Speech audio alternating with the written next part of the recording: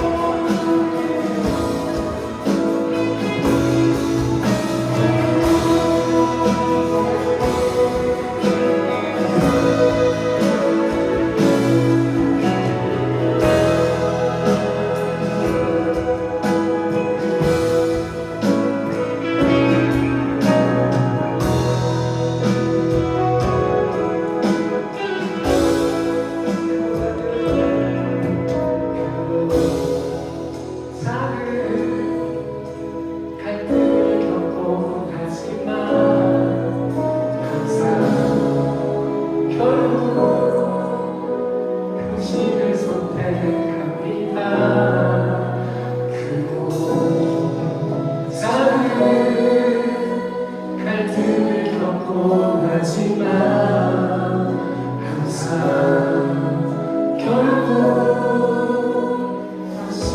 우리 하나님을 이제 한 번 더 고백할까요? 그곳 자는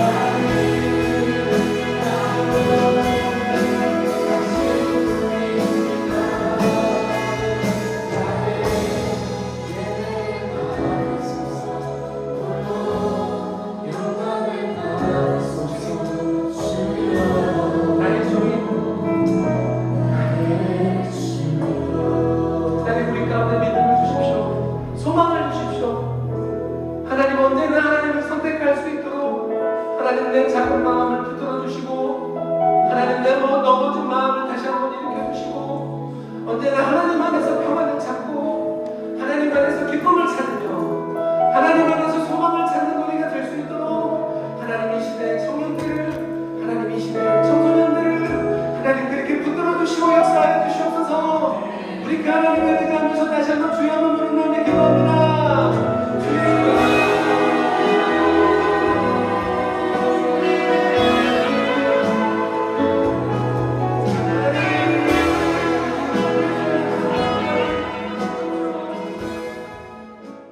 때로는 억지로 십자가를 지세요.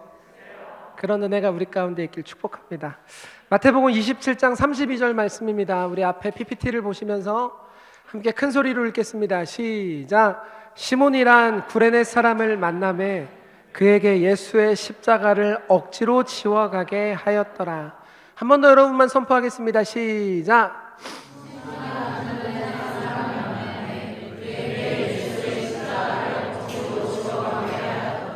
모든 그리스도인은 신앙생활을 하다 보면 갑자기 어느 순간 문득 이런 마음이 찾아올 때가 있습니다. 무겁다. 버겁다. 해오던 신앙생활도 해오던 사역도 하나님을 만나기 위해서 여러 가지 일을 해왔던 것도 원래는 그러지 않았었는데 어느 날 문득 갑자기 마음속에 훅 들어오는 생각, 무겁다. 사랑하는 성도님들, 우리가 하는 신앙생활은 맨날 무거웠습니까? 아니죠, 그렇죠? 우리가 하는 신앙생활은, 우리가 하는 사역은 우리의 자랑이었습니다. 맞습니까? 우리가 하는 신앙생활은 우리의 기쁨이었습니다. 맞습니까? 우리가 예수 그리스도를 믿어 소명을 가진 것도, 이 땅에서 우리가 살아가는 이유를 알게 된 모든 것도 우리에게는 그것은 다 기쁨이었고 나의 자랑이었고 나의 즐거움이었습니다. 그런데 어느 날 문득 갑자기 그 즐겁고 그 기뻤던 것들이 우리 마음속에 무겁다. 버겁다. 이렇게 다가오는 순간이 있다는 것입니다. 그리스도인에게는 이 순간 어떻게 해야 되는가가 굉장히 중요합니다. 왜냐하면은 그리스도인은 세상 사람들과 정반대의 사람들이기 때문입니다. 할렐루야. 세상 사람들은 무거울 때 내려놓겠지만 그리스도인은 무거울 때 무작정 내려놓아서는 안 됩니다. 왜냐하면 하나님의 가치와 하나님의 기준은 우리 가운데 다르기 때문입니다. 그런데 여기 여러분 앞에 있는 저는 상담가가 아닙니다. 여러분이 무거울 때, 여러분이 버거울 때 이렇게 하면 좋겠어요라고 상담을 잘해줄 자신이 없습니다. 죄송합니다. 그리고 저는 또 컨설팅하는 사람들도 아니기 때문에 여러분 인생을 이렇게 저렇게 이렇게 하면 좋은 일이 있을 것입니다. 미안하지만 저는 그런 얘기 잘 못하는 사람입니다. 저는 목사입니다. 그렇기 때문에 하나님의 말씀을 의지해서 여러분 가운데 오늘 선포하겠습니다. 신앙생활이 무거워질 때, 신앙생활이 버거워질 때 때로는 억지로 십자가를 지는 여러분이 되기를 예수님의 이름으로 축복합니다. 아멘. 목사가 할 수 있는 첫 번째 소리겠죠. 목사가 할 수 있는 가장 강한 소리겠죠. 신앙생활이 버거울 때, 신앙생활이 견디기 힘들 때, 이거 계속해야 되나 하는 마음이 들기 시작할 때 저는 여러분 가운데 권면하고 선포합니다. 때로는 십자가를 억지로 지는 여러분이 되기를 예수님의 이름으로 축복합니다. 왜 그래야 합니까? 십자가는 하나님께서 우리에게 주신 가장 큰 능력이기 때문이다. 할렐루야. 십자가는 하나님께서 우리에게 주신 가장 큰 소망이기 때문입니다. 할렐루야. 십자가는 가장 큰 능력이고 가장 큰 소망이에요. 믿으십니까? 이것이 가장 큰 능력이고 가장 큰 소망이기 때문에 믿기만 해도 그 사람에게는 어떤 일이 벌어집니까? 구원이 나타납니다. 할렐루야. 십자가는 우리에게 주신 가장 큰 능력입니다. 십자가는 우리에게 주신 가장 큰 소망입니다. 다른 것 안 하고 그것을 믿기만 해도 우리 가운데 구원이 주어지는 거예요. 우리가 다른 것 안 하고 그 십자가를 믿기만 해도 우리 안에 있는 죄의 문제들이 해결되기 시작하는 거예요. 할렐루야. 우리가 믿기만 해도 끊어졌던 소망이 나타나기 시작하는 거예요. 할렐루야. 십자가는 우리 가운데 무엇입니까? 하나님께서 우리 가운데 주신 가장 큰 소망입니다. 하나님께서 우리 가운데 주신 가장 큰 능력입니다. 그렇다면 믿기만 해도 이런 능력이 나타나는 이 십자가를 지는 인생은 어떻게 될까요? 믿기만 해도 구원이 나타나고 믿기만 해도 주저앉았던 소망이 회복되는 이 십자가를 억지지만 지는 인생은 어떻게 될까요? 저는 확신합니다. 하나님께서 그 인생 절대 가만두지 않으십니다. 할렐루야. 하나님께서 억지지만 힘들지만 그럼에도 불구하고 하나님, 저는요 십자가를 놓을 수가 없습니다. 저는요 십자가를 지기로 선택합니다. 십자가랑 함께하는 사람이 되기를 소망합니다 하면서 억지로 십자가를 지는 인생 하나님 어떻게 하실까요? 저는 정말 믿습니다. 하나님께서 그 인생 절대로 가만히 두지 않으십니다. 할렐루야. 오늘 본문을 보면 구레네라는 지역에서 살고 있는 시몬이 등장합니다. 그러니까 유월절이 다가왔고 그래서 예루살렘에 성지순례하러 온 사람입니다. 정말 가벼운 마음으로 예루살렘에 들어온 거죠.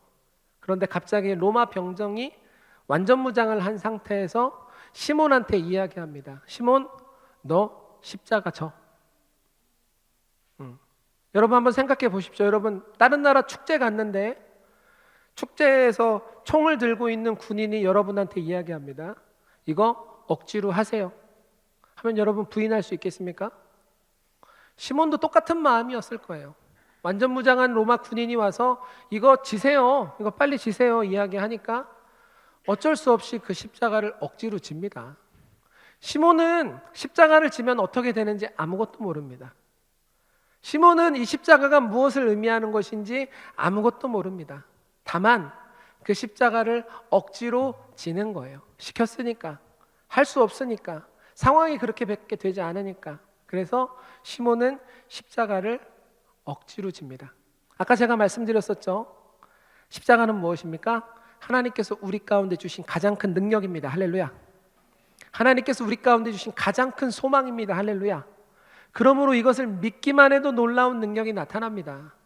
그러면 이것을 지는 인생은 어떻게 됩니까? 아까 처음부터 이야기했듯이 하나님 그 인생 절대 가만두지 않으십니다. 억지로 졌죠. 시몬 억지로 십자가를 집니다. 그 시몬의 인생은 어떻게 변하기 시작합니까? 그 시몬의 인생은 어떻게 달라지기 시작합니까? 우리 로마서 16장 13절 한번 읽어보겠습니다. 로마서 16장 13절 함께 읽겠습니다. 시작. 주 안에서 택하심을 입은 루포와 그의 어머니에게 문안하라. 그의 어머니는 곧 내 어머니니라. 아멘. 우리 위에 있는 말씀도 한번 읽어볼까요? 마가복음 15장 21절 함께 읽겠습니다. 시작. 마침 알렉산더와 루포의 아버지인 구레네 사람 시몬이 시골로부터 와 지나가는데 그들이 그를 억지로 같이 가게 하여 예수의 십자가를 지우고, 로마서에는 누가 나오냐면 시몬의 아들과 시몬의 아내가 나옵니다. 그런데 바울은 그 시몬의 아들을 뭐라고 표현하냐면 주 안에서 택하심을 입은 루포라고 표현합니다. 그리고 시몬의 아내를 바울은 뭐라고 소개하냐면 그는 나의 어머니라. 바울이 이야기합니다. 시몬의 아내를 뭐라고 이야기하냐면 내가 의지하는 사람, 내가 신뢰하는 사람, 내가 기뻐하는 사람, 내가 존경하는 사람. 사랑하는 성도님들, 억지로 십자가 질 때 하나님께서 우리 가운데 어떤 역사를 일으키십니까? 우리의 인생을 절대로 가만두지 않으십니다. 할렐루야. 하나님께서 루포의 인생을 어떻게 두십니까? 구원받는 인생, 구원받는 가정, 사용받는 가정으로 변화시켜 주십니다. 할렐루야. 하나님께서 우리 가운데 주시는 능력이고 하나님 가운데 우리 가운데 주시는 소망입니다. 어느 날 한 청년이 저를 찾아왔습니다. 그래서 저한테 한 이야기를 하는데 이런 이야기를 하는 거예요. 목사님, 저는요 20대 거의 대부분을 사역하면서 살았습니다. 저는 20대 거의 대부분을 교회 안에서 살았어요. 근데 그게 저는 하나도 아깝지 않았어요. 저에게 가장 큰 기쁨이었고 저는 그 20대가 너무너무 행복했습니다. 그런데 어느 날 문득 제가 30대가 되었고 제가 지금 쌓아놓은 것을 되돌아보니, 내가 지금까지 결과물을 만들어 놓은 것을 되돌아보니 사역이 너무너무 무거워지는 거예요. 사역하고 있는 게 너무너무 버거워지는 거예요. 그런데 목사님, 제가 어느 정도였는지 아세요? 사역하기가 싫어서 예배 드리러 가기가 싫은 거예요.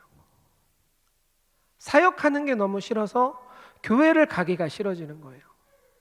제가 집 꼭대기에 살아서 교회를 가려면 계단을 이렇게 내려와야 되는데 계단을 내려오는 내내 제 입에서 욕이 나오는 거예요. 목사님, 교회를 가기가 싫어서, 신앙생활이 너무 무거워서, 신앙생활이 너무 버거워서 목사님 제 모습이 지금 이래요 하면서 저한테 자신의 이야기를 한 청년이 이렇게 툭 하는 거예요. 여러분, 교회가 어렵고 신앙생활이 버겁다는 사람한테 여러분들이라면 어떤 위로를 해주겠습니까? 어떤 이야기를 해줄 수 있겠습니까? 저도 굉장히 난처하더라고요. 무슨 얘기를 해줘야 되지? 어떤 얘기를 해줘야 되지? 무슨 얘기로 이 친구를 돌려야 되지? 그런데 그 친구가 갑자기 저한테 말을 이어가는 거예요. 목사님, 그러니까 빨리 기도해 주세요. 목사님, 그러니까 빨리 권면해 주세요. 목사님, 그러니까 빨리 나한테 말씀 전해 주셔서 내 마음을 바꿔주세요. 저는 내가 죽을 때까지 평생 하나님과 동행하는 삶을 살고 싶거든요. 그러니까 빨리 목사님 저한테 십자가를 지라고 말씀해 주세요. 그 친구가 그런 이야기를 저한테 하는 거예요. 힘들고 어렵지만 제가 십자가를 포기하지 않을 수 있도록 목사님 저를 위해서 기도해 주세요. 사랑하는 성도님들, 그 청년을 생각하면 어떤 모습이 떠오릅니까? 저는 억지로 십자가를 지는 시몬의 모습이 생각납니다. 신앙생활을 하다 보면 십자가를 지는 것이 하나님을 따르는 것이고 십자가를 지는 것이 제자의 모습이라고 우리 가운데 이야기하는데, 때때로 우리는 그 십자가를 지기가 너무나도 버겁고 너무나도 어려울 때가 있습니다. 그때 우리는 어떤 선택을 해야 합니까? 하나님의 자녀로서, 예수님의 제자로서 이 지기지긴 십자가를 우리는 어떻게 대해야 합니까? 시몬과 같이 하는 여러분이 되기를 예수님의 이름으로 축복합니다. 저를 찾아온 청년과 같이 하는 여러분이 되기를 예수님의 이름으로 축복합니다. 버겁지만 져야지 내가 살아나는 것을 알고 있는 거예요. 힘들지만 이것을 포기하는 것이 나한테 더 힘든 것이 찾아오는 것이라는 것을 알고 있는 거예요. 사랑하는 성도님들, 우리가 신앙생활을 하다 보면 억지로 신앙생활, 억지로 십자가를 져야 하는 것 같은 분위기, 그런 나의 마음, 그런 생각이 우리 가운데 들 때가 있습니다. 그런데 오늘 예수님의 이름으로 여러분 가운데 권면하고 선포하는 것은 그때 시몬처럼 억지로 십자가를 지는 여러분이 되기를 예수님의 이름으로 축복합니다.